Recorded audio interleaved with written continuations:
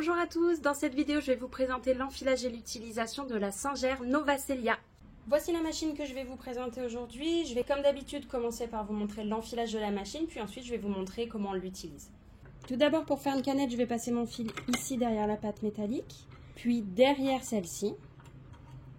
Puis ensuite dans ma tension ici, je passe mon fil devant, je fais un tour. Et je vais ensuite ici faire ma canette. Une fois ma canette enclenchée, je pousse mon dévidoir, j'appuie sur ma pédale. Ensuite, pour enfiler sa machine, le début est exactement le même, ici puis là. Ensuite, je descends ici, à la flèche, je remonte. Ici, j'ai mon batteur de fil, je passe de la droite vers la gauche, je fais un mouvement entre, ça vient se positionner tout seul. Puis je redescends. Arrivé à ce niveau-là, je vais passer mon fil au-dessus dans mon guide-fil. Puis je viens enfiler mon aiguille.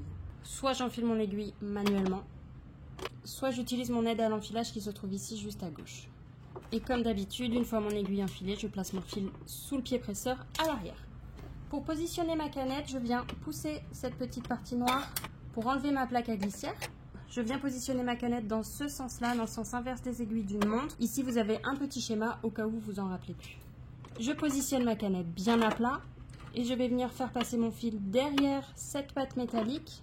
Je ne force pas, ça vient se placer tout seul. Je prends ensuite mon fil du haut. Je fais un tour avec mon volant pour venir remonter mon fil de canette. Ensuite, je prends mes deux fils que je mets à l'arrière sous le pied et je referme ma plaque à glissière. Donc, au niveau de l'enfilage, ça reste une machine classique, assez simple à enfiler. Je vous montre maintenant comment on l'utilise. Au niveau de l'utilisation de la machine, ici vous avez le bouton qui va vous servir à faire la marche arrière. Ça va être le bouton pour informer la machine que vous êtes en aiguille double. Ici, on a le bouton pour la tension. On a un petit repère où il y a écrit auto, c'est la tension moyenne qu'il faut appliquer sur la machine. Ici, vous avez les points essentiels qui sont couramment utilisés. Là, vous avez un bouton pour régler votre longueur de poing et ici, votre largeur. Si vous voulez utiliser des points décoratifs, ici vous avez un petit panel qui est caché en dessous. Ces 4 boutons vont vous servir à sélectionner le point que vous voulez sur le panel qui est juste en bas. De ce côté-là, on vient changer les dizaines et ici on vient modifier les unités. Si je veux faire un point droit, je vais appuyer sur cette fonction qui va me mettre automatiquement le point droit.